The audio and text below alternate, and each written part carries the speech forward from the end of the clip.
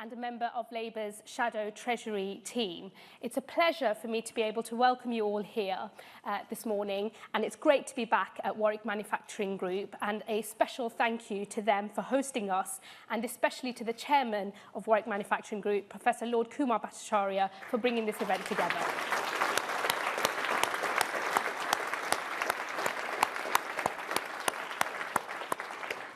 Now, I'm delighted to be introducing Ed for all of you this morning. For those of you who have seen the news already, you will know that you're about to hear the detail of a very important Labour manifesto commitment, and Ed showing the country not only that he understands how people feel about the unfairness of some of the rules that govern our society, but more importantly, that as Prime Minister, he is prepared to do something about it. So without further ado, please give a very warm welcome to the leader of the Labour Party and our next Prime Minister, Ed Miliband. Thanks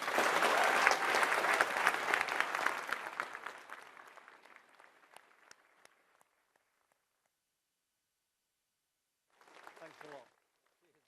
Hello. Great to see you. Oh, yeah, great to see you. Thanks a lot.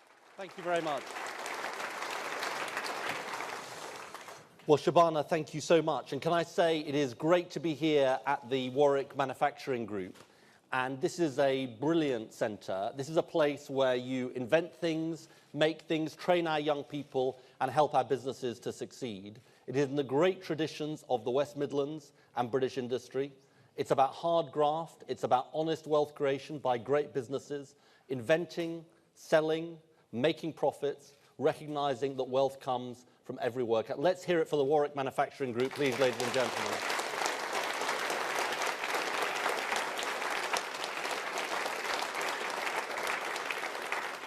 And look, what we're talking about today and being here speaks to the big choice at this election. Our view that says it's when working people succeed that Britain succeeds, or a different view, a conservative view, the view that wealth only flows from a few at the top, corporations and individuals. And those few are so important that they can operate under different rules, irrespective of the impact they have on the rest of us. That is the election choice. That is why we need a Labour government in our country.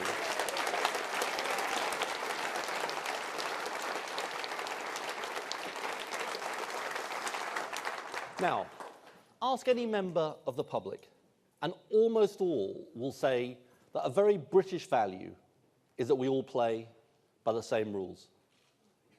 Play fair, do the right thing, don't take others for a ride. It is a very British belief in responsibility, and it is a value that runs through the core of our party. That's why we say that those who can work should do so. And we see it in our job guarantee for young people and for those over 25. So we say we'll guarantee jobs, but people have a responsibility to take those jobs. Think about our position on immigration as well. We welcome the contribution that people make when they come here, but we believe people should contribute before they claim. So we won't give people benefits for at least the first 2 years. So we believe that responsibilities apply throughout our society. Now here's a question. Are we applying this idea consistently as a country? Well, my argument today is we're not, because we're not applying it right to the top. We aren't, and we haven't done so for a long time. Now, under a Labour government, we will make sure that responsibility goes right to the top of our society, because we believe in one rule for all, not one rule for the rich and powerful and another rule for everyone else.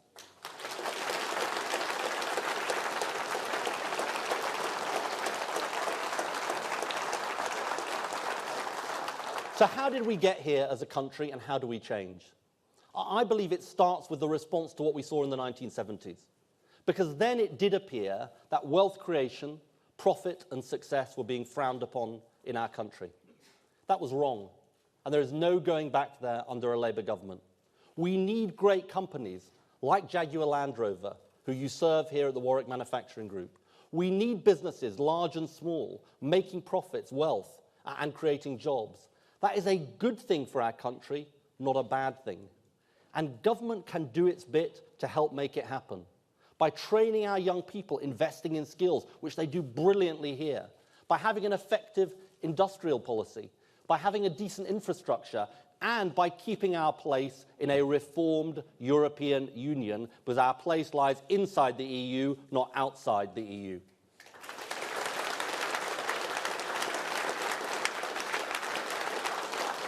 But what we should not do is confuse our correct belief in enterprise and wealth creation and allow it to become distorted into something else. The view that wealth only flows from a few at the top, and those people should be allowed to operate under different rules. The idea that anything goes for those at the top, because what is good for them is always good for Britain. The problem is it isn't true. It doesn't work for most working people. It doesn't work for business, and it doesn't work for our country.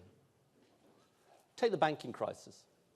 We are still paying, you are still paying, the British people are still paying for what happened because of the global financial crisis. We were told that wealth flowed from these institutions. And while it appeared in bonuses, practices, and culture that there was a different set of rules, that we were all benefiting from that. And if only the regulation came off, the wealth would magically flow. For a time it did, and then we saw the financial crash. What the banks called over-regulation turned out to be the dam protecting us from a tide of disaster. The dam was weakened and it burst, with all that followed, including huge damage to businesses. We were told it was anti-business to regulate properly. It wasn't. It was pro-business to regulate properly.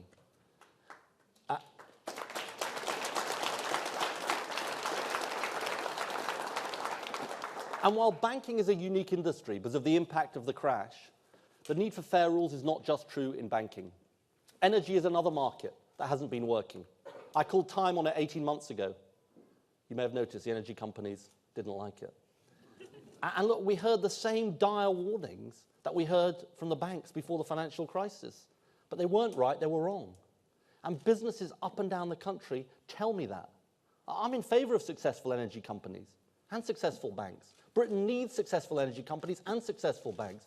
But I'm also in favour of an energy market and a banking sector that operates in the public interest. The same set of rules that other markets follow.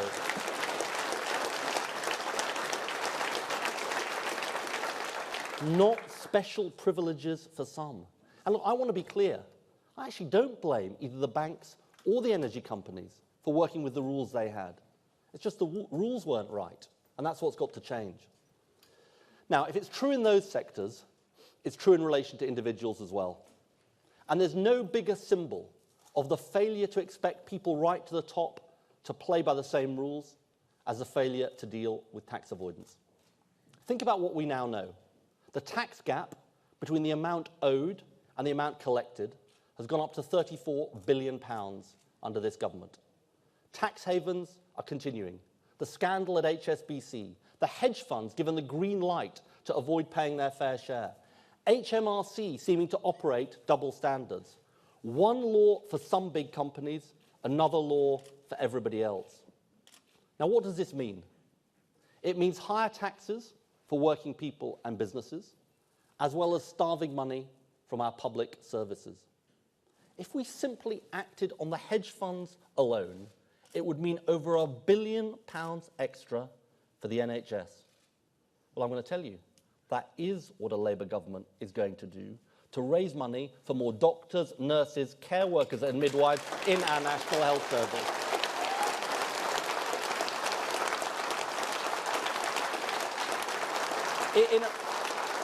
In a world of tough, difficult choices, we just can't allow tax avoidance to take place. And look, it all comes back to this. It all comes back to the claim that we are powerless in the face of the richest and most powerful. That it may not be fair to have one rule for them and another rule for everybody else, but that's just how it is. I just don't buy it. It just isn't true. Because governments can act. The public believe more than ever that we should act. And the next Labour government will put the fight against tax evasion and tax avoidance at the very heart of our mission for the country. And there's one tax advantage that more than any other has become a symbol of the failure to act. one that the British people have been aware of for a long time, but where politicians haven't caught up. Non-dom status. Non-dom means non-domiciled. Now, these are people who live here, like you and me, work here, like you and me, are permanently settled here, like you and me, and even were brought up here, like you and me, but just aren't required to pay taxes, like you and me. They don't pay UK taxes on the income they receive abroad. They take advantage of an arcane 200-year-old loophole. Now, believe it or not, this has its origins in colonial settlers who made their fortunes overseas and then wanted to protect taxes on the incomes they were receiving in the colonies. I say it's time to end all of these years of history, and I want to explain why.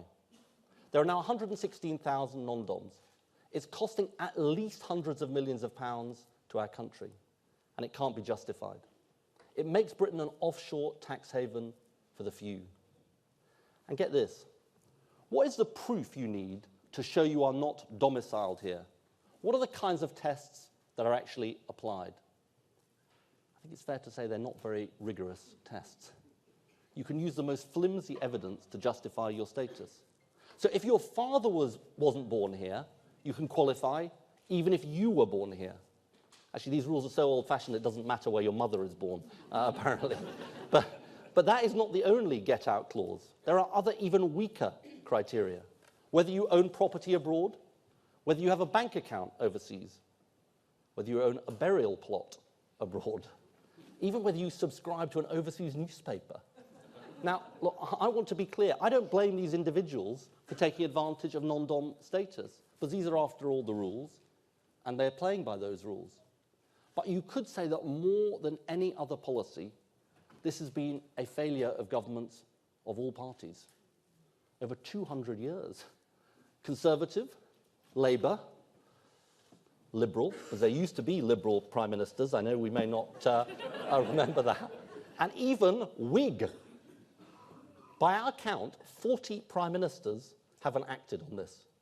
And in case you're wondering, that doesn't include Pitt the Younger, who actually introduced this measure. Now, most other countries will think it is bizarre that we carry on with a practice that started in the days of the British Empire. It isn't right. Why should people be able to enjoy all of the virtues of our great country and not pay tax like everyone else? Why should there be one rule for some people and another rule for everybody else? It isn't fair, it isn't just, it holds Britain back, and we will stop it. The next Labour government will abolish the non-dom rule.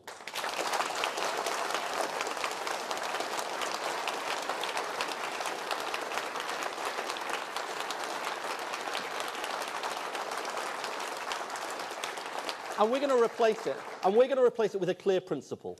Anyone permanently resident in the UK will pay tax in the same way. The rules we will introduce are modelled on what other countries do. Real temporary residents here for a brief period will only have to pay tax on what they earn here, because they will be paying their taxes in their place of permanent residence. But everyone else will have to pay tax on their worldwide income. Now look, some people will say, if we change the rules, people will leave the country. Just like they used to say that we can't act on bank regulation because the banks will leave the country. Just like the energy companies say we shouldn't act on the rules affecting them. Some of these people are the same people who said back in 1997 that we shouldn't introduce a minimum wage because it would cost millions of jobs. Some even threatened to leave back then, and they're still here. It's the same outdated idea whose time has gone. And I've got to say to you, I just don't believe it's the way we compete in the world as an offshore tax haven. We don't compete in the world by offering tax advantages that we don't give to our own citizens. It's not fair on all of those millions of businesses who pay their fair share and play by the rules. It's not fair on all the people who rely on our public services. And with a deficit to pay down, the country can't afford it either. And there's a moral reason for it as well. We all use the same roads. We're all protected by our police and our armed forces. Even those who go private often rely on the National Health Service. It's what I call the common good. We use these same services. Therefore, we all owe obligations to each other to help fund them according to our ability to do so. It's what makes our country strong. It's what will allow our country to succeed in the future. It's a very British principle, and it's the right principle for the future of our country.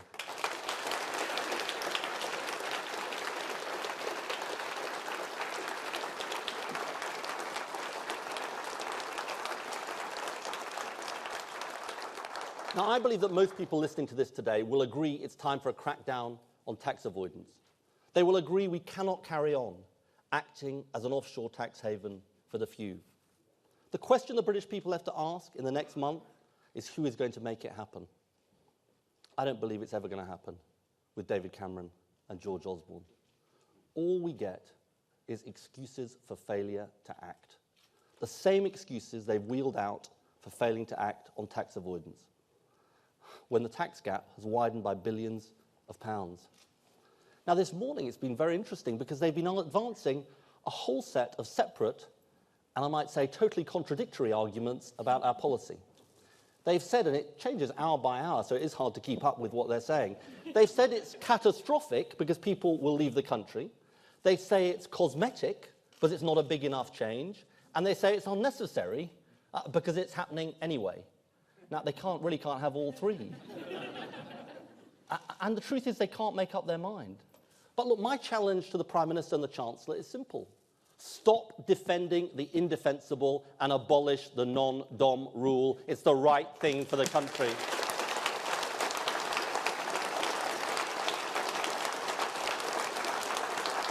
But of course, we know they're not going to act because they've got a record of failure, because of the people who fund their party, and above all, because of what they believe. What they believe makes a country strong, and that is the difference at this election. See, they really do believe in the old idea that as long as the rich and powerful are okay, the wealth will magically trickle down to everybody else. And they're always going to be strong when it comes to standing up to the weak, and always weak when it comes to standing up to the strong, because that is who they are. I don't think Britain needs a government which is the political wing of the offshore tax avoidance industry. I think we've tried their way over the last 5 years and it's failed. Another 5 years means another 5 years of lower living standards, falling wages, insecure jobs. And all the time, people being ripped off by the powerful interests and the taxpayer being ripped off by tax avoidance, starving money from our public services, increasing the burden on working families to pay down the deficit. I've got a simple truth. Britain will only succeed when working families succeed. That is the only way forward for our country. There is only one party that can achieve it. That's why we need a Labour government taking on tax avoidance, making fair choices, a better plan for a better future. Friends, that is the election choice before the British people. Thank you very much.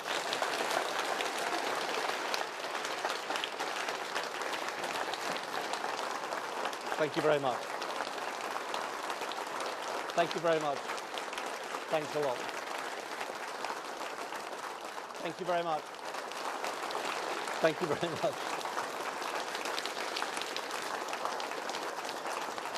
Thank you very much, friends.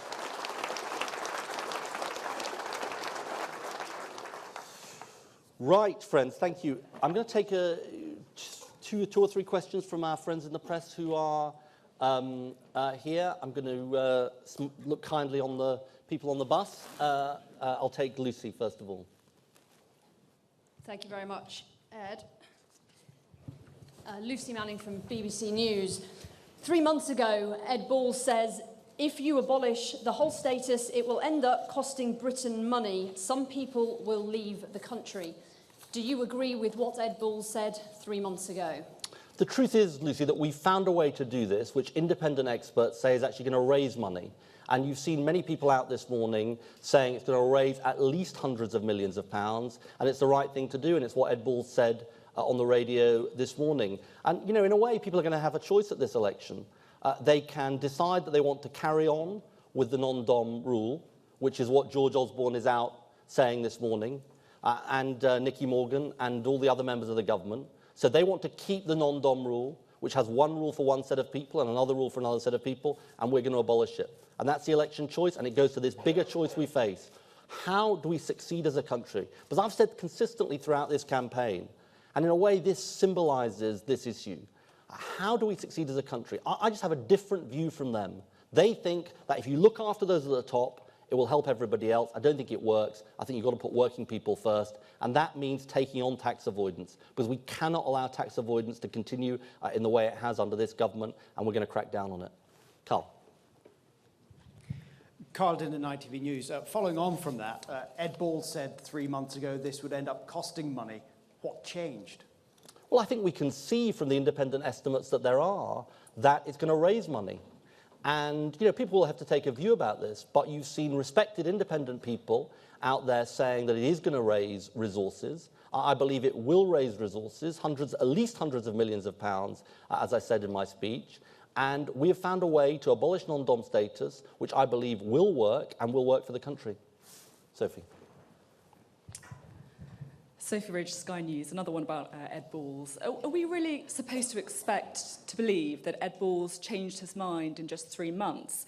And is this really more about punishing the wealthy rather than raising money if you can't put a figure on how much you think it will actually raise? Well, in a way, look, we are being cautious about the exact amount of money it's going to raise, and it's going to help pay down the deficit, but we're being cautious about that. But I think, as I say, there are independent estimates out there saying it will raise hundreds of millions of pounds. I don't think even the Conservative Party is claiming it will actually, well, maybe they have, as it changes, you know, every few minutes, but I don't think even they are saying that this is actually not going to raise resources. But let me go straight to your point about punishing the wealthy, because look, I just don't buy this. I just don't buy this. Look, I think if you're going to be here in Britain, enjoying the privileges of our country, then I think it is a simple intuition that you shouldn't be able to say, well, you know, I may have been born here, but my father wasn't born here, so I'm going to permanently be here and not pay taxes like everybody else. I think it is about what kind of country we want to be, and let people make that choice. I'm very happy to stand on this choice. Stand on this choice between abolishing the non-dom rule, which is what we're planning to do, and keeping it, which is what the Conservative Party want to do. And then the British people will have to make up their mind. Do we want to carry on with the rule? And, you know, I don't think it's just people on the left of the political spectrum who think this is the wrong thing to have in our country. I think people right across the political spectrum will think this just doesn't make any sense. Why would we possibly keep this rule in place? It was invented 200 years ago. No other country, major country in the developed world has this kind of rule. If you look at the United States, it doesn't have this kind of rule. Right across the world, people will think, well, this is very odd. Why are we keeping this in place? Allegra, who's not on our bus, but I'll still take a question from you anyway. Do I need a microphone? You do. And you're welcome to come on our bus at some point. I'd love to. Right. Allegra Stratton from BBC Newsnight. If it is the case that it didn't raise any money, don't you think it's the right thing to do? Is this, for you, about morals, or is it about... Just explain that question again. So if it is the case that it doesn't raise money, there's a question mark about that. Is it still the right thing to do, or do you stop it because it's not bringing in money? Which is it? Is it deficit reduction? Both. But if it's the case that it doesn't bring any money in... I don't buy the argument. I don't buy the argument about it not raising resources, and nor do independent experts. And I also am absolutely clear this is the right principle. It's both of these arguments are right. And we're not going to carry on. I want to be clear about this. We're not carrying on with this rule. We are clear we're abolishing this rule. And it's the right thing to do. And, you know, I just think people will have to make up their own minds on this. But how do you justify a system whereby people can be here year after year, 5 years, 10 years, 15 years, 20 years, 30 years, enjoy all of the same privileges as anyone else in our country, and not pay tax, and not pay tax on their worldwide income?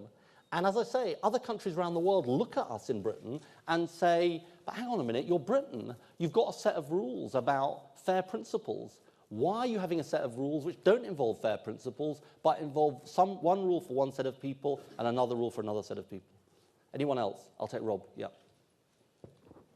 Rob Hutton from Bloomberg. Just to follow that up, so this is at least partly a sort of a principled statement for you about what kind of country you want Britain to be. Are you content that that then sends a signal?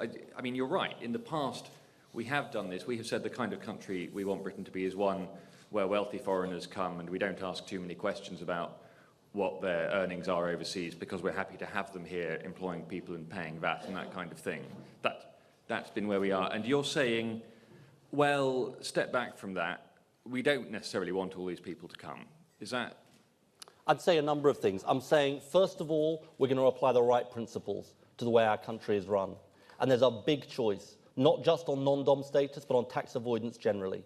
Because the argument that you're advancing is an argument that lots of people have made over the years. Help out those at the top, and everyone else will benefit. And it's been used to justify all kinds of things. It's been used to justify double standards in the way people are treated, large businesses sometimes against small and medium-sized businesses. It's been used to justify the hedge funds enjoying special status when it comes to tax avoidance. It's been used to justify non-dom status. It's been used to justify a whole range of things. And I think the British people are fed up with it.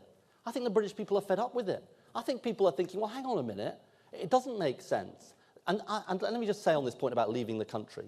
The truth is there are many reasons people come to Britain. And we've heard all of these arguments before. We heard these arguments when the 50p tax rate was introduced by the last Labour government. We heard these arguments before. I mean, it's hard to remember now, but some people threatened to leave the country at the prospect of Tony Blair becoming Prime Minister. And I'm not sure, I don't believe they did. So we've heard all of these arguments before. And it's quite simple, really. It's what people with special privileges say when they want to carry on justifying those special privileges. And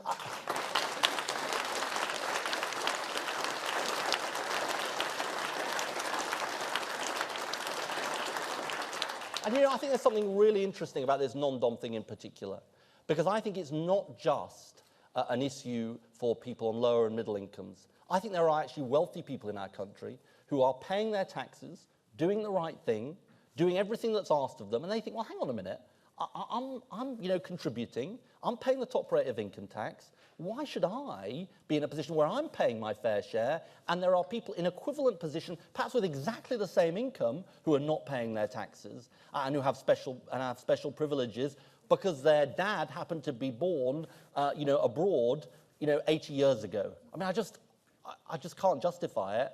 And I think I think the most important thing of all is that we're going to run a country where there is one rule for all. And that is a basic intuition of the British people, and it's a basic intuition of the next Labour government.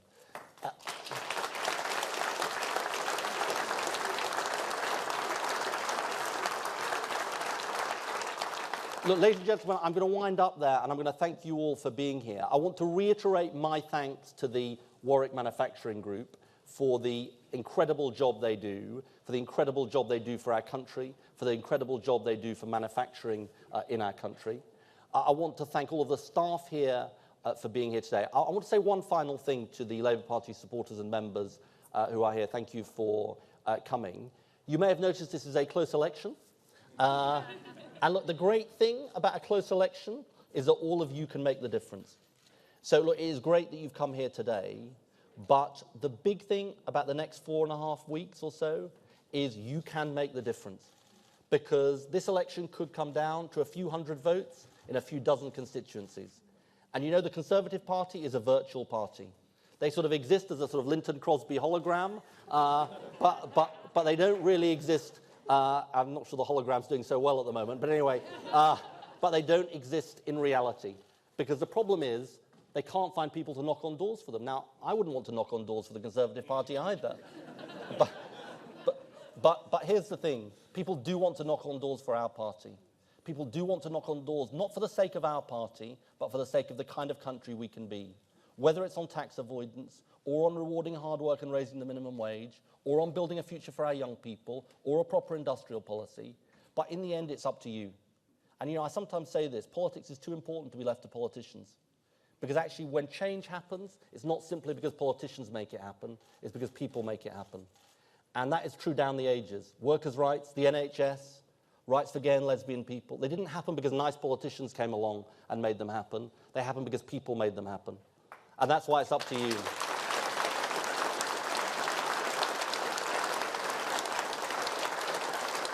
So thank you so much for coming here today. Thank you even more for what you're going to do over the next 4 weeks or so, because the stakes are incredibly high for our country. I believe it's an election we can win. I believe it's an election we must win. Let's go out and do it. Thank you very much.